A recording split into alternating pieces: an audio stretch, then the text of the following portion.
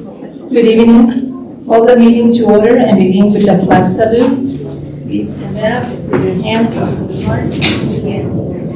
I pledge allegiance to the flag of the United States of America and to the republic for which it stands, one nation, under God, indivisible, with liberty and justice for all.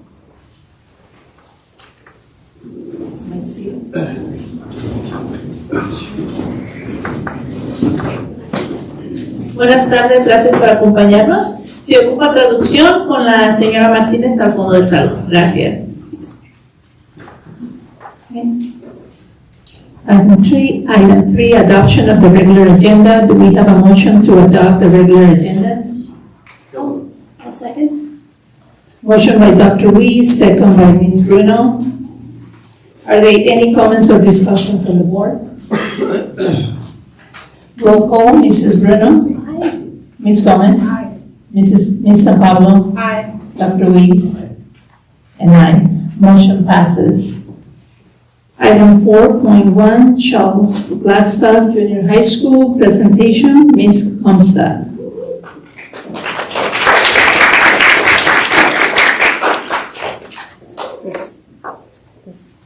Okay. Good evening. Thank you for having me this evening so I can tell you a little bit about our amazing school, Blackstock Junior High. Just want to highlight some of the achievements that came about from the hard work of my staff this year.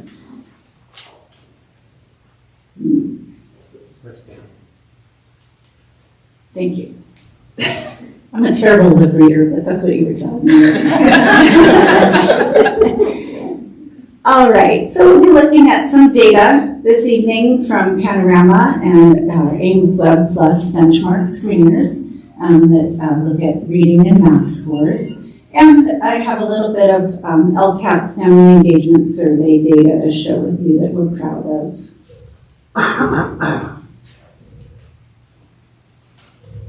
Where am I pointing? Okay. Where did I go? Just a little bit about Blackstock. Our current enrollment is 1,240, and it's down about 200 students from last year. When I started, we were at about 1,450, so we're seeing a steady decline. I like to point out that we currently have 352 English learners, but there's another term that the board should be aware of. It's called EVER-ELs, and that's students who are now or once were an English learner. And I think that's an important part of the portrait of the whole child. And of EVER-ELs at Blackstock, we have 1,003.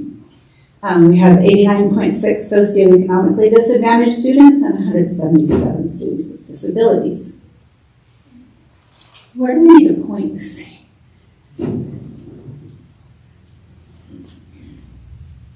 Thank you.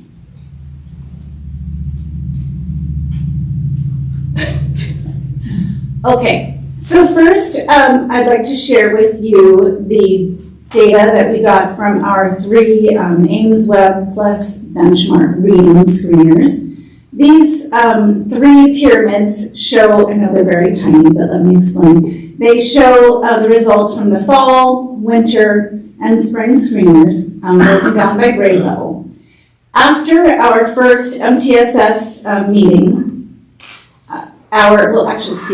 let me correct that. After the second one in January, we had set a goal to increase our school-wide percentage of students landing in the green category, or tier 1, to 55%. So in the fall, at 6th grade, we were at 44% of our students at tier 1. And by the spring, we had increased that percentage to 62%.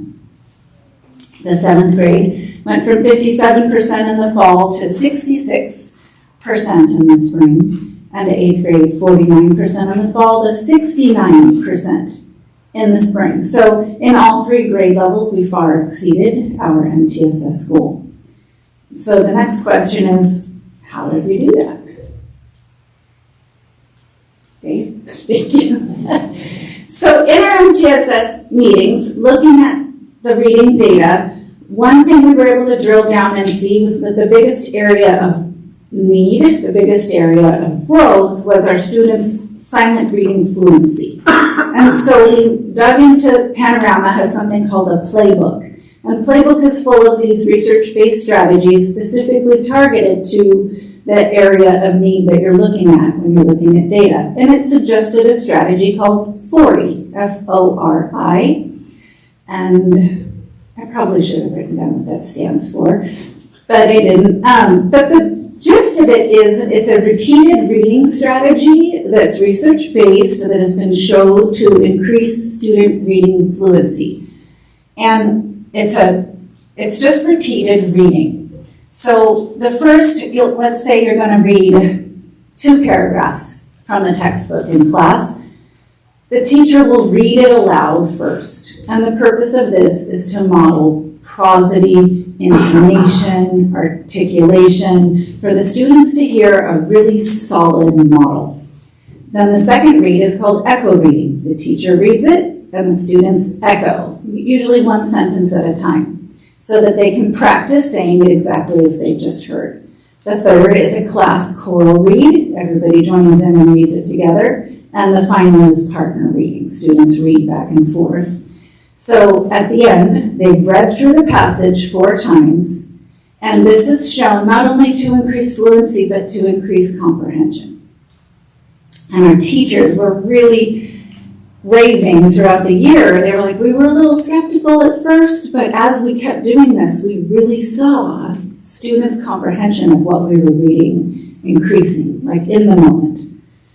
So we agreed to try this school-wide in every content area class for 10 minutes every day. We started this around January. And that's how we got those. Well, we would like to say there's a correlation between what we did and the growth that we saw. So we're really proud of that. Dave. All right, let's look at math. So in math, the numbers here are kind of flipped because our MTSS team wrote a goal to decrease the red part of the pyramid. Here we wanted to decrease the percentage of students who are scoring critical in math. So you're looking at the numbers going, why are they dropping? That's because we're focusing on the red here.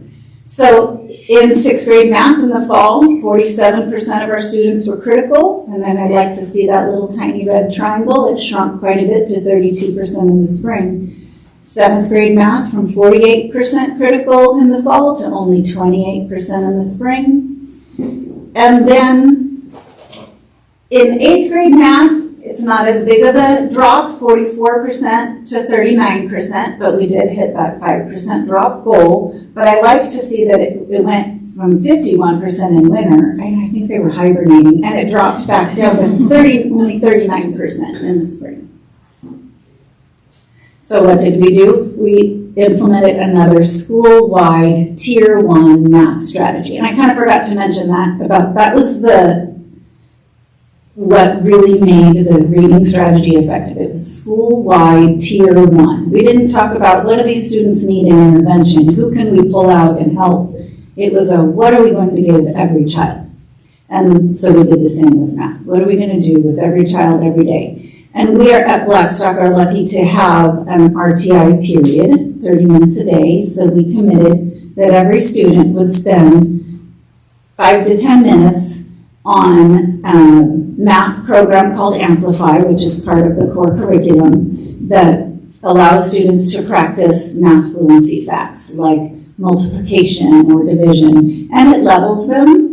Once they master, the multiplication, they move on to the next. So 10 minutes a day in RTIs. We didn't do it in every class, but every day in RTI.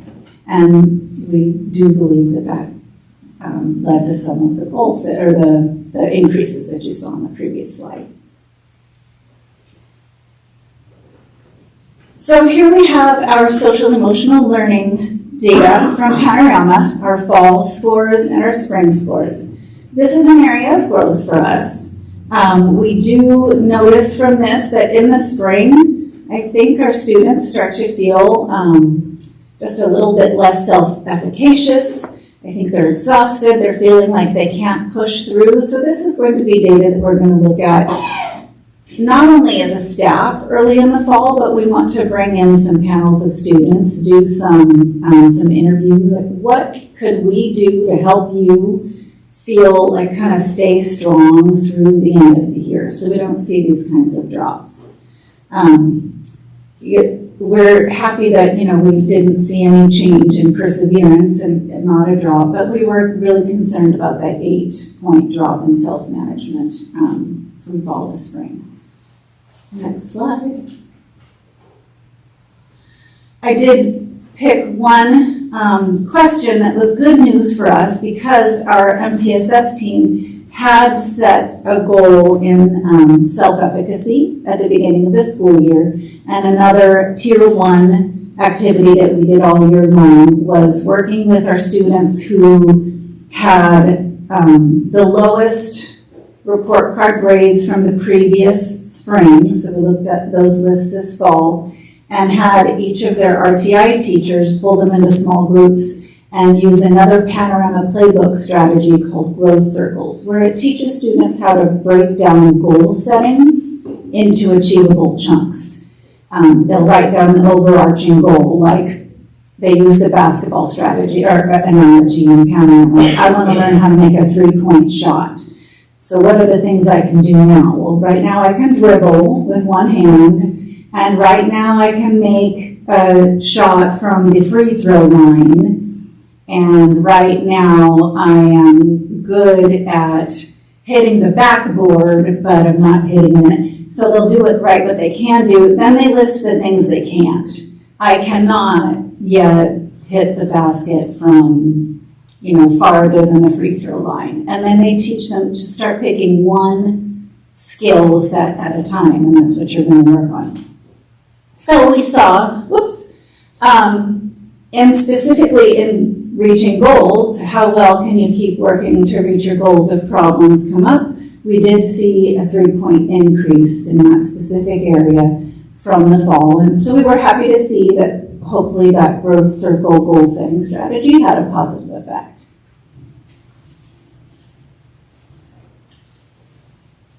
Next slide.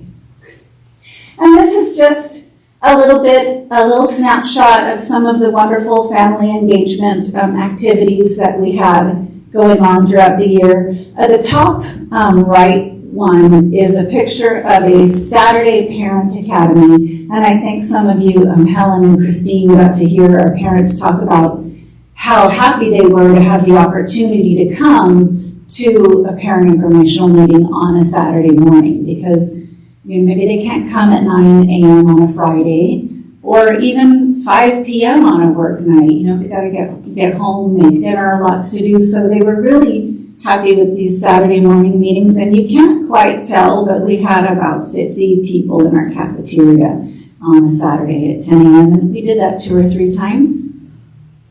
We also increased our evening parent meetings, our wellness clinician and APs hosted meetings. So I'm really proud of the data shown in the bottom left-hand corner that in the winter of last school year, our parents responded 74% favorably in family engagement at Blackstock, and this year it was up to 88% favorably responded. So we're really proud of that, and we hope to keep pushing that number even higher.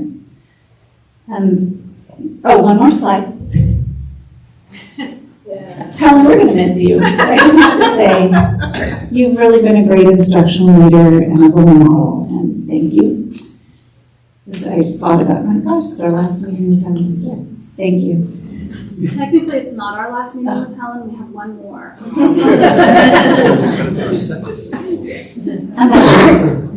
That's all.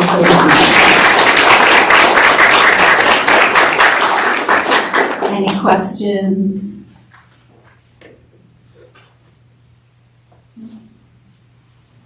Okay, thank you. Thank you so much.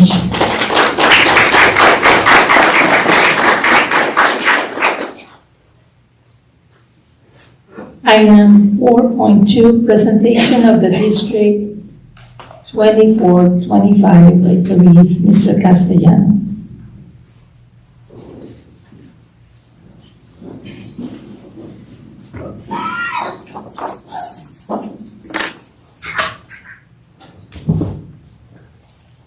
Okay, good evening, Governing Board. Tonight, I have the honor of one of these bittersweet moments we have in our district, where we get to honor the work of our employees who have committed their time and effort to our district, which is fantastic. And at the same time, we're losing a lot of expertise and the impact that they've had with our families and our students. But we're very happy for them as they are moving on into retirement. So at this time, I would like to honor our retirees, and I will invite them up one by one, and we have a little memento for them. And if I could have the board members stand up, and as you come up and get your memento, if you'd like to say a few words, you're welcome to. And then we'd have you go and shake the hands of our board members and kind of honor you tonight. So with that being said, I'll go ahead and start and honor our first retiree with 28 years of service to the Hueneme School District, Kathy Riley.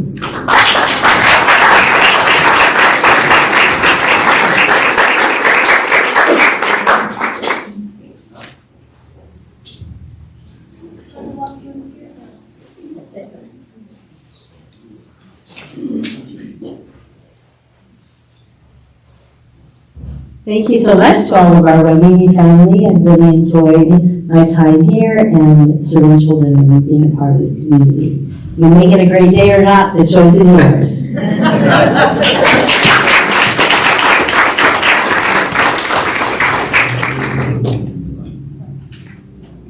Our next retiree is Martina Patrick with 11 years of service.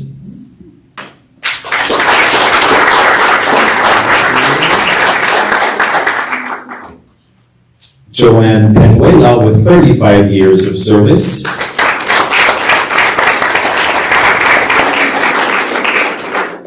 With 23 years of service, Mirta Alcantar.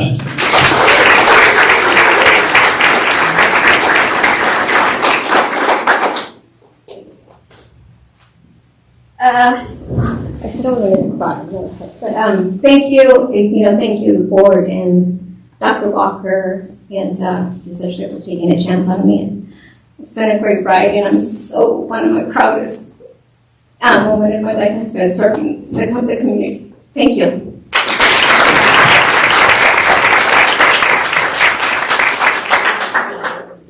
With 35 years of service, Helen Cosgrove.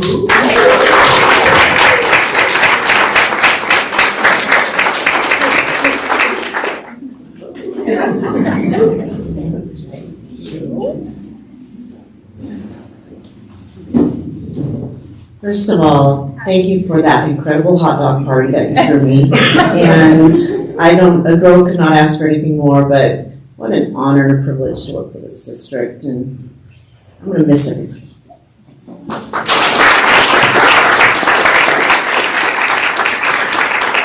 With 24 years of service, Patty Garcia.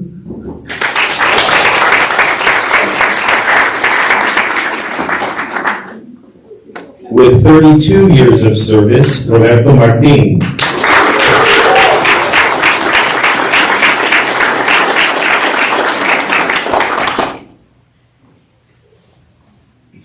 Thank you.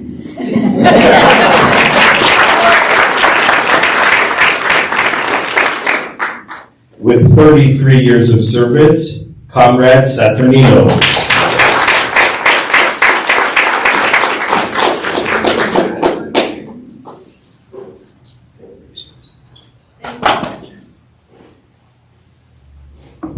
Wow, what an incredible honor it's been to work in this district. I don't know what I did to deserve it besides speaking a little Spanish when I came in.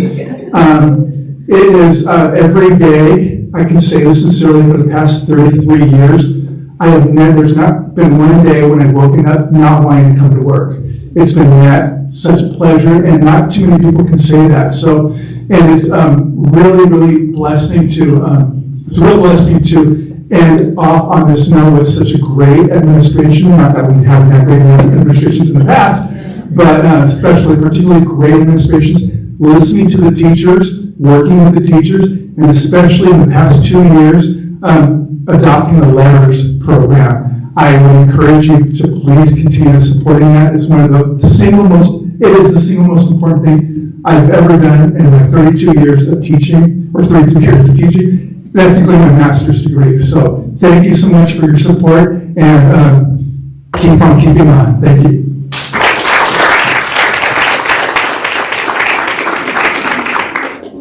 With 23 years of service, Deirdre Hensley.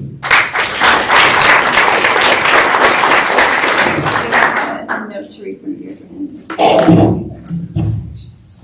This is from Deirdre Hensley. She asked me to read this in lieu of her being able to be here tonight. Dear Wainini board members, I, Deirdre Hensley, want to express my deep appreciation to the Wainini Elementary School District Board and District. It was a pleasure to work with each and every one of our amazing staff community. From day one, Wainini provided a safe and supportive learning environment for teachers and students alike. I just wanted to relay my sincere and endless thanks for helping make my teaching career experience meaningful and fulfilling. Thank you, thank you, thank you, Deirdre Hensley.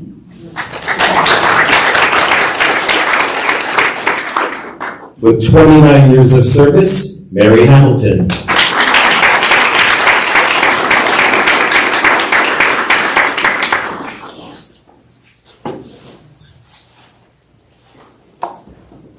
Okay, I just have a few words prepared. To the Wainini School District admin, staff, and colleagues, thank you for the support, the collaboration, the camaraderie, and the unforgettable memories. It's truly been a privilege working alongside such a wonderful team. And I'm not sure if students are around, but I wanted to address my students. To my students who were the heart of it all, you challenged me, you inspired me, and you gave me a sense of purpose every single day. Teaching was a calling I was incredibly passionate about, and I hope I was able to make it a meaningful difference in your lives just as you made it one in mine. To my, well, we'll eliminate my husband and family because they're not here today, but they know. I just want to say that it's 5 o'clock somewhere, and I'm retired.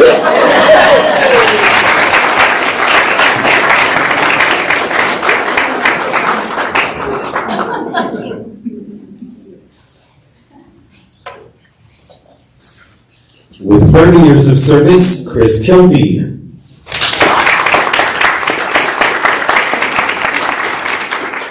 With 20 years of service, Maria Humphrey.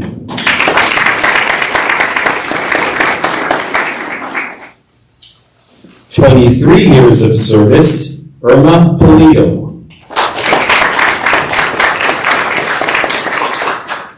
With 17 years of service, Gary Pinedo.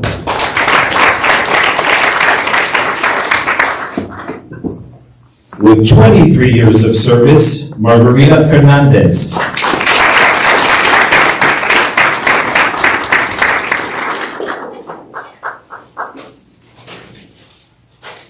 Thank you.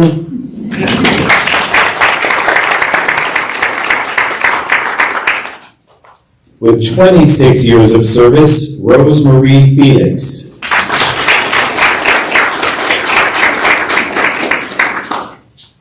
"31 years of service, Saul Jimenez.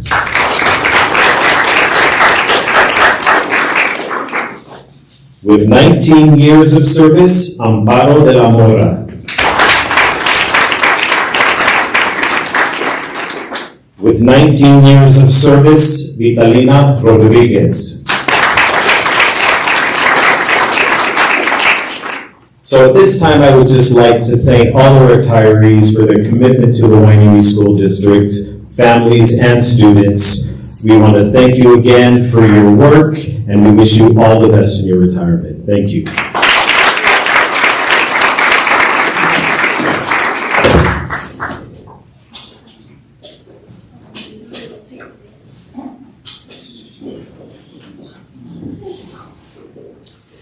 Item 5.1, oral communications. Do we have any general speakers? We invite Ms. Ramirez or Ms. Gomez to the podium for HEA. Good evening, and I just want to say congratulations to all the retirees who are still here. I don't know if you know, but I'm going to introduce the HEA auditor, Sonia Gonzalez, and then she is going to speak a little bit on the perception surveys that you'll be receiving tonight. Good evening, everyone. Enclosed here are the HEA perception surveys.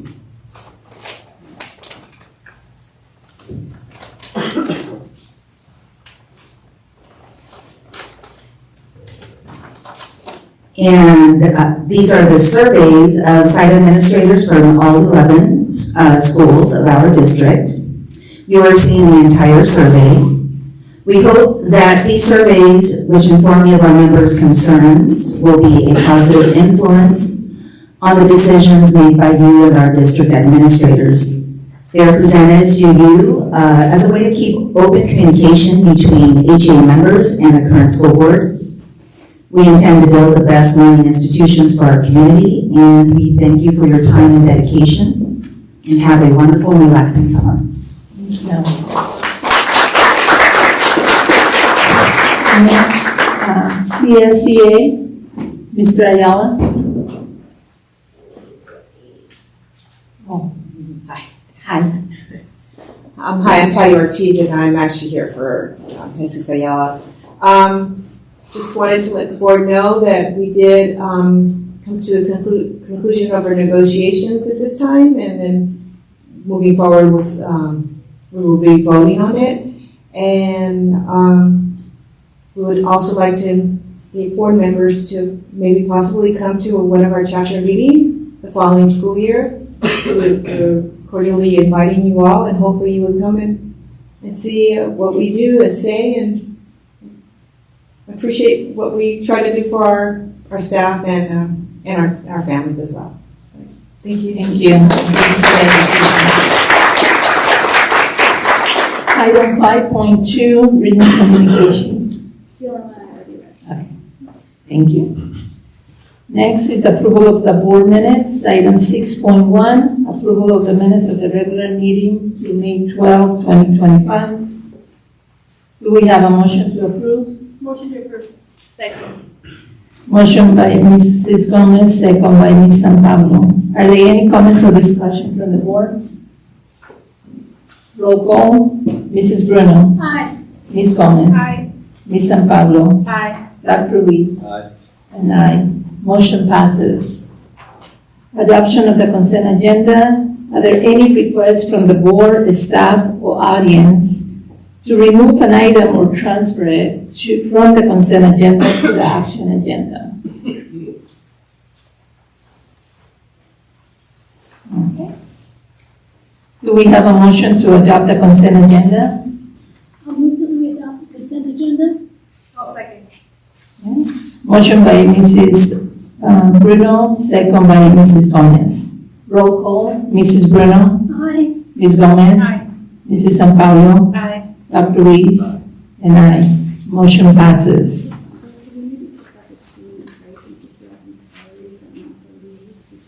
Sure. Yeah. We would like to, okay. We just want to let you know before we go to the next item, any of the retirees, if you want to leave, you're welcome to leave. If you want to stay, you're welcome to stay. But thank you and congratulations to all.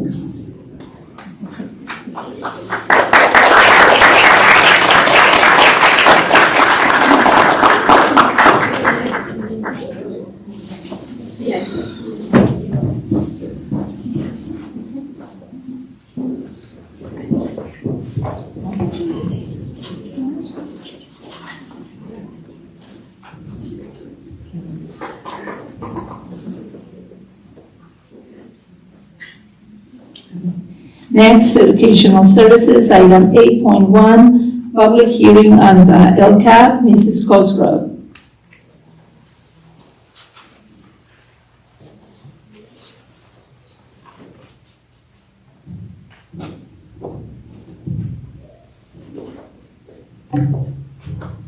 Good evening. Tonight, as part of our public hearing for the annual update and 2025-26 outcome, I've prepared some slides as part of the hearing.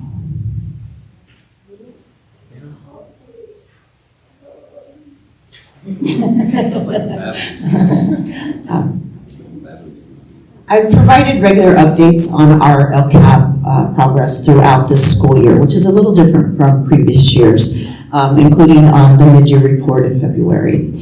So the first slides that you'll see are part of the official annual update report, which will focus on wrapping up the year with any final data or updates that haven't yet been shared with the governing board. Everything you'll see is connected to the key areas on this slide that we've been working towards our goals, like strengthening academic performance, supporting the well-being of our students, building stronger connections with our families, and ensuring that our schools have all the resources they need for success. So now I'm going to walk you through these final pieces as we close the 24-25 school year. In support of LCAP Goal 1, which is improving student achievement through high-quality instruction support, we saw minimal increase in our reclassification rate, but still going in the right direction for English learners. It rose 0.3% to 32%, and this is, again, the last metric to be shared with the board for this year. To help support this goal, we have made several key investments. We invested nearly $500,000 in professional learning to continue building staff capacity. Over $5 million was directed to support multilingual learners and other student groups who benefit from targeted services. And we prioritized smaller class sizes, dedicating more than $5 million to maintain that focus. These investments, I feel, reflect our commitment to equity, access, and instructional quality. This slide relates to LCAP Goal 2, which is supporting student well-being and engagement. As you can see, we've included several key metrics related to student attendance and discipline on this slide.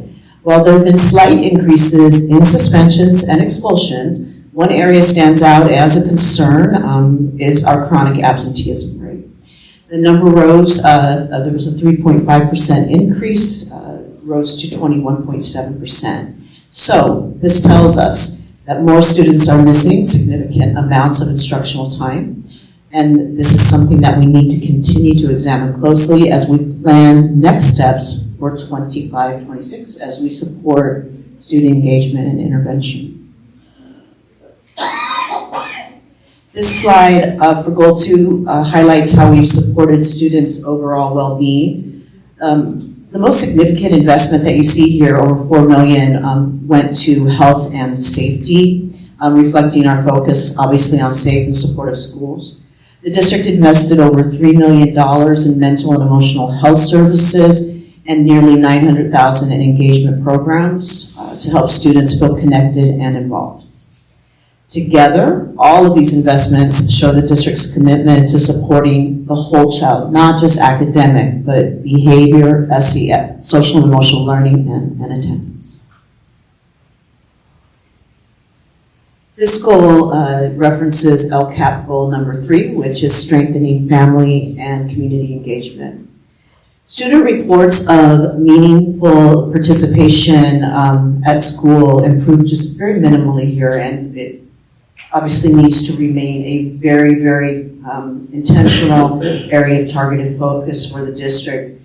Our surveys reflected strong participation from families this year, students and staff, with over 2,600 respondents providing feedback throughout the year. You'll be getting a report in the near future about the number of parent engagement activities, over 10,000 opportunities across 11 sites and district for families to engage with our school. To support these efforts, we invested over $200,000 in parent and community outreach and $20,000 in targeted engagement activities.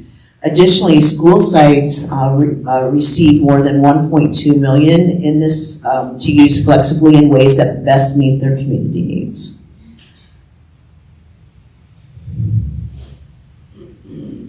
This slide references LCAP goal number 4, ensuring that schools have the foundational resources for student success. Our facilities this year met all standards, so that 0 is good. On the facilities inspection tool, or the FIT, ensuring clean, safe, well-maintained learning environments. Instructional materials, again, were sufficient for 100% of our students, and all teachers were appropriately credentialed. 0 vacancies were reported this year. To support these outcomes, the district invested over $3.3 million in instructional resources and more than $770,000 in facilities and safety improvements.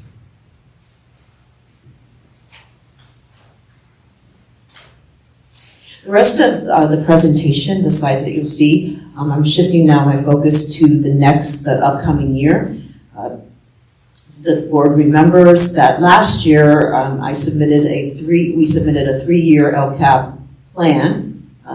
This was year 1. Next year will be year 2, 25-26. It's the second year of a 3-year plan. This slide again references LCAP goal 1. And this isn't all the metrics, but obviously I do want to bring back to the board's attention our focus on achievement data.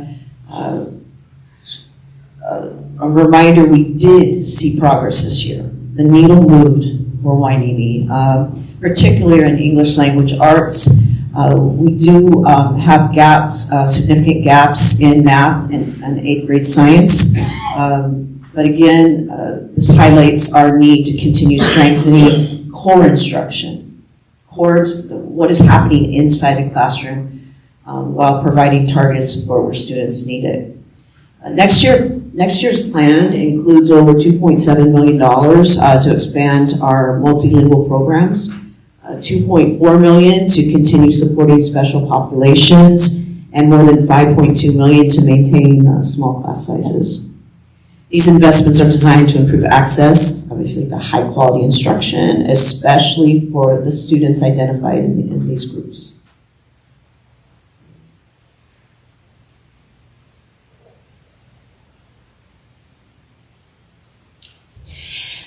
Thank you. I think you're switching it for me, aren't you? And you're just letting me. Okay. This slide relates to LCAP Goal 2, which is supporting student well-being and engagement. Our overall attendance rate improved slightly this year. Chronic absenteeism, as I mentioned earlier, continues to slowly increase. Again, this signals a need to deepen our efforts at the site level to keep students connected and present. In response to this metric, next year's plan includes over $1.8 million for social and emotional health services, more than $4 million for student health and safety, and $1.3 million in site-based funds to give schools that flexibility to address attendance issues and barriers at the more local level. This slide references LCAP Goal 3 for next year. Looking ahead, we've set clear goals to deepen our partnership with families. You'll see the numbers in red. We keep overshooting our goals so far every year. We keep having to adjust this, but you'll see not only do we keep track of how many parent engagement activities that we offer, but we're really also interested in the research about the types of parent engagement activities that will best support our parents. So over the next 2 years, we aim to reach families through continued workshops, community events, and most importantly, culturally responsive engagement efforts. And to support this work, we've allocated $218,000 for district level outreach. And the majority of the funding for these activities are included in the school site plans as part of the over $1.3 million allocated to the sites for this purpose.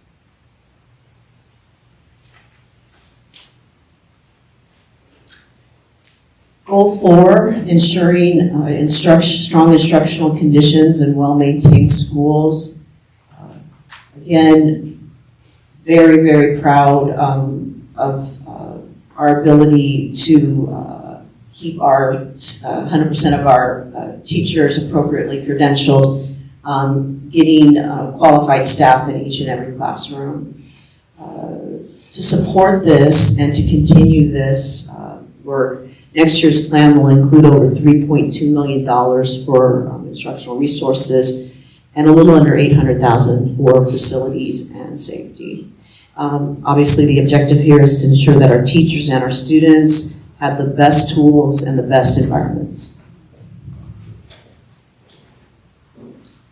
As required each year, each district must complete what is referred to as local indicators. These are self-reflections. They are part of the state's accountability system. These indicators assess how well the districts are supporting conditions necessary for student success. And they include things such as clean and safe facilities, implementation of academic standards, family engagement, school climate, and access to a broad course of study, and that's for junior highs. Unlike state test scores, these are self-assessments based on district-reported evidence and reflection. A lot of this work for these priorities we do with our LCAP Educational Partner Committee as part of our monthly meetings. So I'm pleased to announce that when the 2025 California Dashboard is released in the fall, November, our district will receive a MET rating for all of local indicators. So this concludes my presentation, and I'm happy to answer any questions that the board may have, or anybody may. I'm going to go ahead and open the hearing at 6:42. If anybody, the board or the audience, have any comments or questions.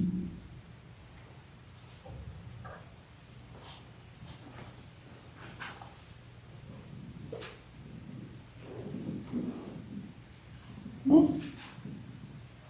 Nobody?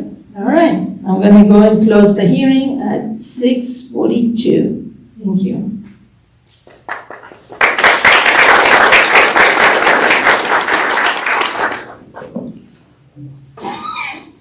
Item 8.2, approval of the 2026 school plans for student achievement. Ms. Guillén, welcome. Thank you. Good evening, Governing Board, Dr. Walker, and District Cabinet.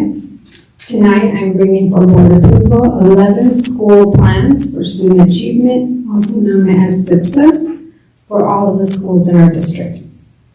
The SIPSA, developed and approved by the School Site Council, consolidates all school-level planning efforts into one plan for programs funded through the consolidated application process. The purpose of the school plan is to maximize the use of Title I federal funds in support of underserved students so they are able to meet the rigorous Common Core standards. Additional funding provided by the state in this plan includes ACEs, after school education and safety funds.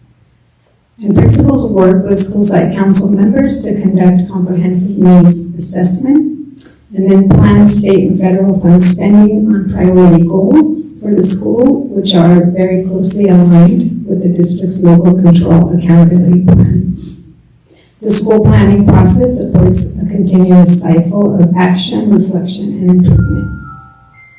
And so at this time, we are requesting approval of the school plans for student achievement by the school board. Are there any questions?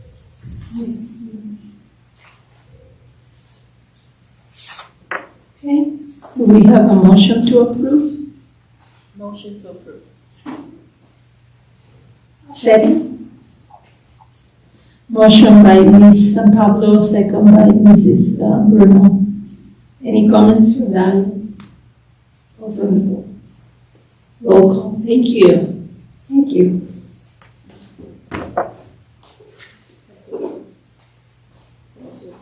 We have the roll call.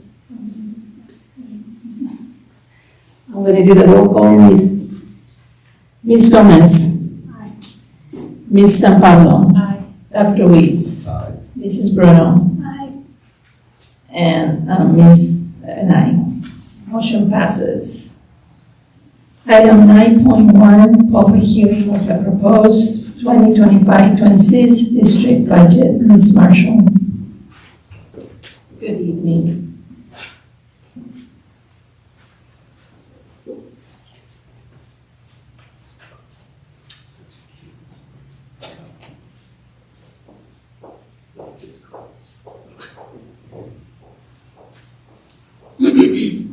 Is this going to work or?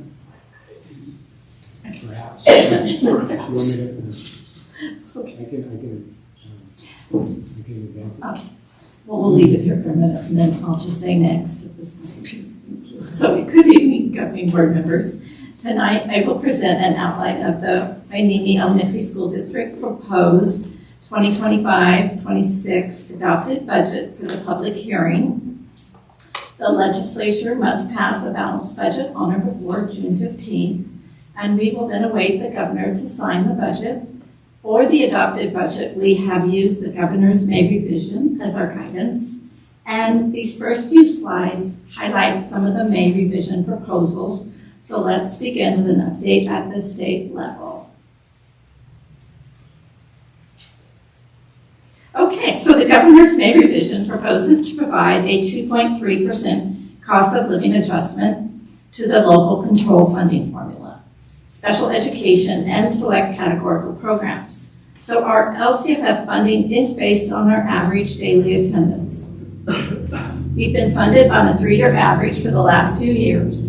So for 25-26, our 3-year average dips from prior year, thus we have a decline in our funded ADA, and so our LCFF funding declines.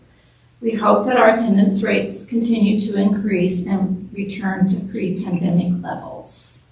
So the Proposition 98 funding proposal continues to be updated since the governor's May revise, and we look forward to seeing how the legislature and governor comes to an agreement. Thanks.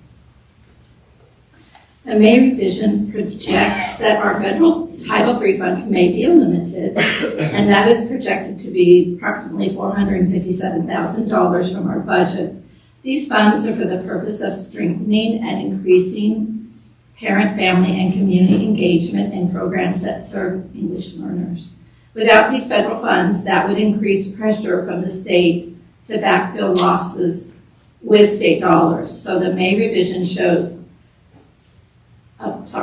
with state dollars. So the next portion is the May revision shows the full implementation of our universal TK for all children whose 4th birthday occurs by September 1st. And so this starts in the 25-26 school year. So all students enrolled in TK will be eligible to generate attendance funding in 25-26. Our universal school meals have been a huge success, and Governor Newsom remains committed to fully funding the Universal School Meals Program.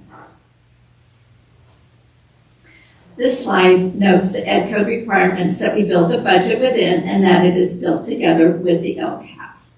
The last bullet is what we are here for tonight, which is to give the community an opportunity to review the budget and offer comments or suggestions on the final budget before it is adopted. Okay.